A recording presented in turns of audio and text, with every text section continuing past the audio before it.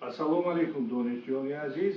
имрӯз ҳамроҳи шумо мавзӯи аввалини фанни ҳуқуқи тиббии ҷумҳурии тоҷикистон, мафҳум, предмет ва принсипҳои ҳуқуқи тиббӣ мавриди омӯзиш қарор дода мешавад. пеш аз оғози мавзӯи аввал зикр намудан зарур аст ки шумо огоҳ ҳастед мувофиқи конститутсияи кишвар инсон ҳуқуқу озодиҳои ӯ арзиши олӣ мебошад ва давлат кӯшишҳои худро ба он равона намудааст ки кулли сокинони тоҷикистон дар ҳама маврид сиҳат ва саломат бошанд. пас дар сатҳи конститутсионӣ ҳуқуқ ба ҳифзи саломатӣ муқаррар шудааст. баъдан кодекси тандурустии ҷумҳурии тоҷикистон қабул гардидааст.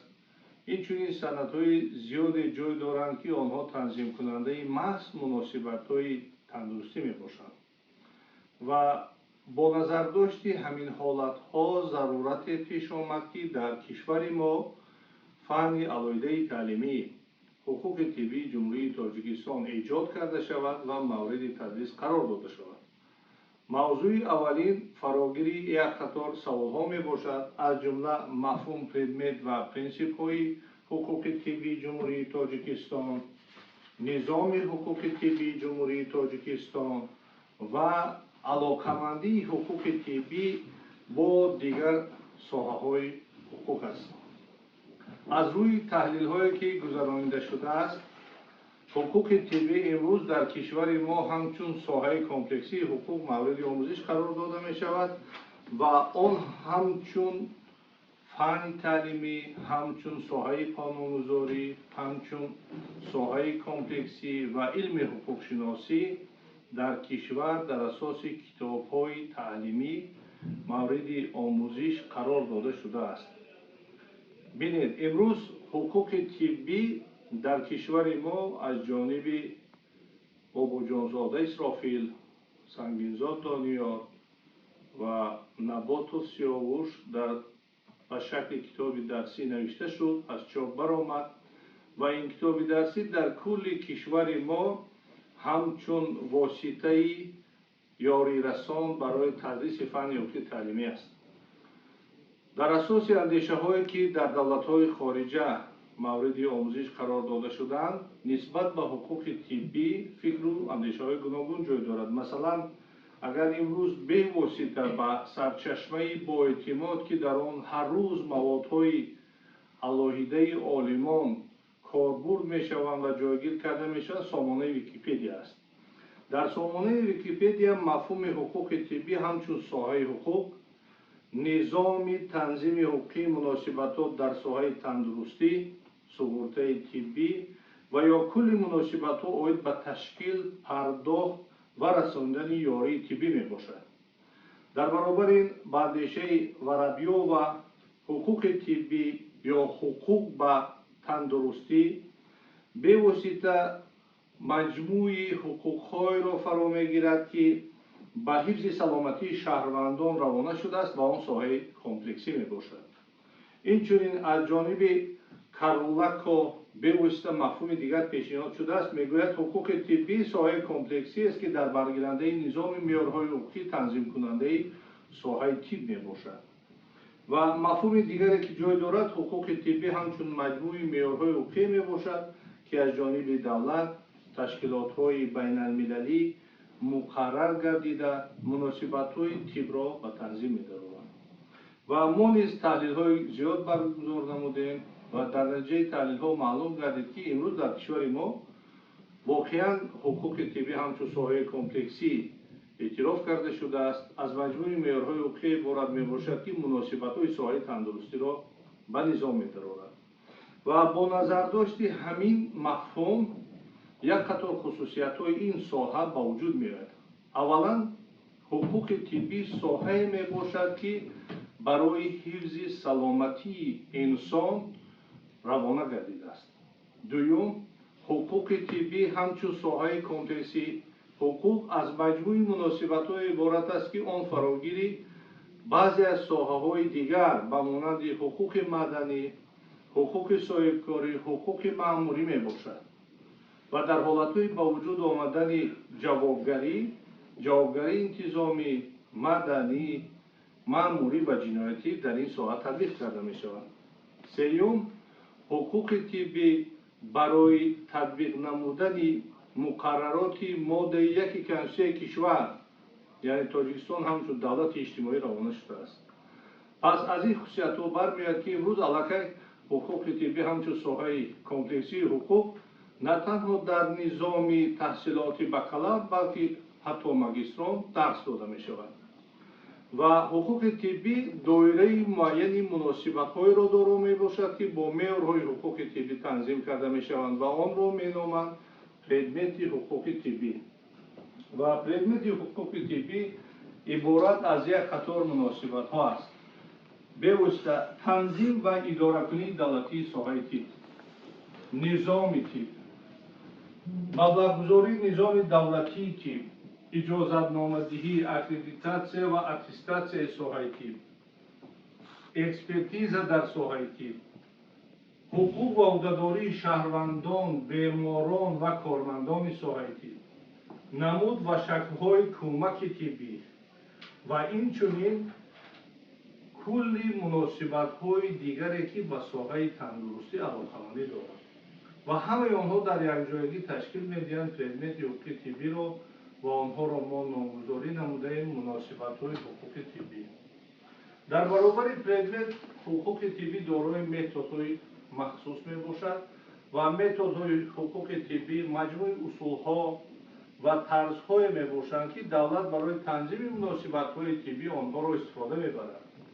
در حقوق طبی با مانند اکثریت ساحه‌های حقوق دو متد امپراتیوی و متد دیسپوزیتیوی مورد عمل قرار داده می‌شوند. مثال‌های مشخص را عاید به استفاده بری این متدها می‌توانیم از مقررات کدکس تندرستی جمهوری تاجیکستان گیریم. مثلا در اساس ماده 70 کدکس تندرستی جمهوری تاجیکستان از 30 می سال 2017 سوبیکت‌های فعالیت خصوصی طبی عمل‌های زیرین را اجرا کرده نمی‌توانند. گذرانیدن سئانس‌های عمومی طبابتی از جمله با استفاده واسطه‌های اخبار عامه.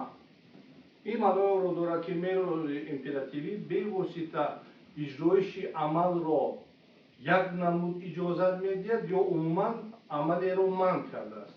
در برابر معیارها یا متدهای امپراتیوی متد دیسپوزیتیوی سوبیکت مناسبت‌های حقوق طبی از یک قطار اجازت‌هایی که قانون‌گذاری در شکل افاده عمل پیشنهاد می‌نماید یکی از آن را خود انتخاب می‌کند و همین گونه مقررات در ماده 76 کدکس تندرستی جمهوری تاجیکستان آمده است. در آنجا بیان می‌گردد که شخصانی که به فعالیت طبی خلقی مشغولند حقوق دارند. عاید به بیماری‌هایی که نامگوی آنها و مقامات دولتی در ساحه تندرستی تصدیق کرده است کمک طبی خلقی رسانند. پس معلوم می‌گردد که متدهای حقوق طبی بهر اجرای عمل‌های معین یا منع بودن عمل‌های معین به سوبیکتان امکانیت‌ها را پیش‌بینی می‌نمایند یا اجرای عمل را باز می‌دارند. در برابر متدها در حقوق طبی پرینسیپ‌های مشخص جای دارند و پرینسیپ‌های حقوق طبی آن غایه‌های اساسی یا راهنمایی میباشند که معین کننده سمت‌های تنظیم حقوقی مناسبت‌های طبی اند. در حقوق طبی امروز چنین پرینسیپ‌ها جای دارند. یکم، تأمین برابر حقوقی شهروندان برای گرفتن کمک طبی بخطر، ثمره‌بخش و صفتناک. دوم، جوابگری یک جای دولت، کارفرمایان و شهروندان جهت نگهداری و تحکیم سلامتی انفرادی یا اینکه دست جمعی. سوم، تأمین حجم کفالتناک کمک رایگان طبی. چهارم، حفظ سالمی مادر و کودک. پنجم، افضلیتناک بودن سمت پیشگیری و فعالیت نظام تندرستی. ششم، دسترس بودن کمک طبی. هفتم، منتظم بلند برداشتن صفت کمک طبی. هشتم، تأمین بخطری سانیتاری و اپیدمیولوژی اهالی. نهم، وسیع نمودن امکانیت‌های جامعه عاید به مسئله‌های حفظ سلامتی اهالی. و دهم، تأمین متصل و پی در پی تحصیلات طبی و فرماسیتی است. یعنی امروز هر سوبیکتی در مناسبت‌های حقوقی طبی قرار دارد در زمینه همین اساس‌ها یا غایه‌ها فعالیت خود را پیش می‌برد و معیارهای قانونگذاری معین کننده همین پرینسیپ‌ها میباشند. در جمهوری تاجیکستان برای پیش بردن فعالیت طبی یک قطار سندهای معیاری حقوقی قبول شدند که آنها تنظیم کننده مناسبت‌های ساحه تندرستی هستند و همه آنها را سرچشمه‌های حقوق طبی نامگذاری نمودند.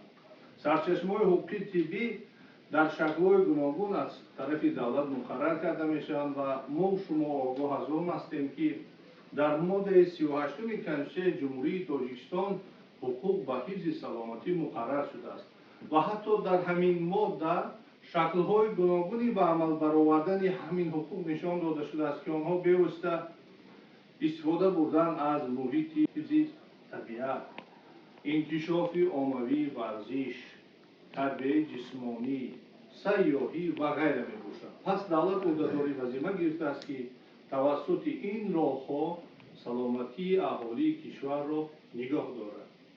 در برابر این سند مخصوصی که تنظیم کننده مناسبت‌های ساحه تندرستی است، کدکس تندرستی جمهوری تاجیکستان میباشد. این کدکس 30 می سال 2017 قبول شده است. از 29 باب و 223 ماده عبارت است و فراگیر کلی مناسبت‌های ساحه تندرستی است. در برابر قانون‌های کنستیتوسیونی، قانون‌های دیگر در ساحه تندرستی جای دارند که آنها پهلوهای علایده مناسبت‌های ساحه تندرستی را به تنظیم می‌دارند و غیر از این فرمان‌های پرزیدنت، قرارهای حکومت و سندهای زیرقانونی مشخص همچون سرچشمه‌های حقوق طبی مورد بررسی قرار داده می‌شوند. دیگر مسئله که در این موضوع ما باید مورد بررسی قرار دهیم نظام حقوق طبی است. نظام حقوق طبی مجموعی مسائل، انستیتوت‌ها و مناسبت‌های میباشند که در یگانگی حقوق طبی را تشکیل می‌دهند و حقوق طبی نیز به مانند دیگر ساحه‌های حقوق از دو قسم عبارت است: قسم عمومی و قسم مخصوص. قسم عمومی مسائلی را فرا می‌گیرند که آنها به کل مناسبت‌های حقوق طبی تعلق دارند و این مناسبت‌ها برای همه سوبیکت‌ها برابر میباشند. قسم مخصوص مناسبت‌های را فرا می‌گیرند که فراگیر بعضی از سوبیکت‌های حقوق طبی میباشند یا اینکه دارای مخصوصیت‌هایی هستند که برای استفاده آنها امتیاز و هوسمندگردانی‌های علایده پیش‌بینی شده است. سوبیکت‌های حقوق طبی همه اشتراکچیان مناسبت‌های حقوق طبی میباشند که فراگیر موضوع قسم عمومی هستند یا اینکه اکسپرتیز طبی مسائل میباشد که آن فراگیر قسم مخصوص حقوق طبی میباشد. علاقمندی حقوق طبی قسمت سوم سوال امروز است و حقوق طبی همچون ساحه کمپلکسی حقوق چنانکه که بیان نمودیم دارای پرمت، متد، پرینسیپ‌های خود است. با نظر داشت همین خصوصیت‌ها حقوق طبی با دیگر ساحه‌های حقوقی در علاقمندی قرار دارد. مثلا در ساحه صاحبکاری پیشبرد فعالیت طبی و فارماسیتی تنظیم شده است. در ساحه حقوق مدنی شرطنامه‌های علایده پیشبرد خدمت رسانی‌های طبی معین کرده می‌شوند. در ساحه مأموری اجازتنامه‌دهی فعالیت طبی و فارماسیتی، در ساحه حقوق جنایتی باشد جوابگری جنایتی برای صادر نمودن حقوق ویرانکنی در ساحه تندرستی و غیره. پس معلوم می‌گردد که امروز حقوق طبی با همه ساحه‌های حقوقی در کشور جای دارند در علاقمندی و همکاری قرار دارد، بعضا از معیارهای آن استفاده می‌برد و در بعضی حالت‌ها برای تنظیم این مناسبت‌ها معیارهای ساحه‌های دیگر و اندیشه عالمان استفاده کرده می‌شود. پس حقوق طبی همچون ساحه کمپلکسی حقوق در نظام علم‌های حقوق شناسی، در نظام قانونگذاری کشور، در نظام فن‌های تعلیمی جای مخصوصی خود را صاحب شده است و برای آموزش کل مناسبت‌هایی که در ساحه تندرستی جای دارند روانه گردیده است. تشکر. با دقتتان.